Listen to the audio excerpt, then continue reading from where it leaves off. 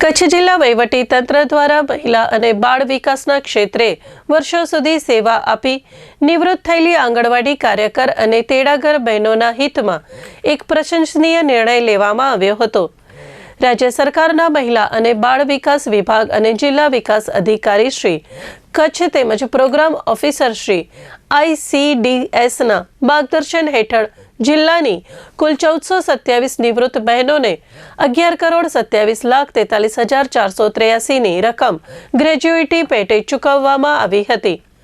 લાંબા સમયથી સેવામાં જોડાયેલા આ શ્રમિક બહેનોની સામાજિક અને આર્થિક સુરક્ષાને ધ્યાને રાખીને વહીવટીતંત્ર દ્વારા આ રકમ સીધી તેમના બેંક ખાતામાં જમા કરવામાં આવી હતી।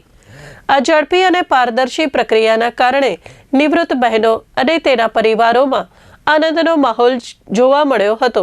આ પ્રસંગે પ્રોગ્રામ ઓફિસર શ્રી ICDS એ જણાવ્યું હતું કે આંગણવાડી કાર્યકર અને તેડાગર બહેનોએ ગ્રામ્ય સ્તરે કુપોષણ મુક્ત ગુજરાતના સંકલ્પને સાકાર કરવામાં મહત્વની ભૂમિકા ભજવી છે। તેમની નિવૃત્તિ પછીનું જીવન સુરક્ષિત રહે તે હેતુથી આ ગ્રેજ્યુઇટીની ચૂકવણી કરવામાં આવી છે।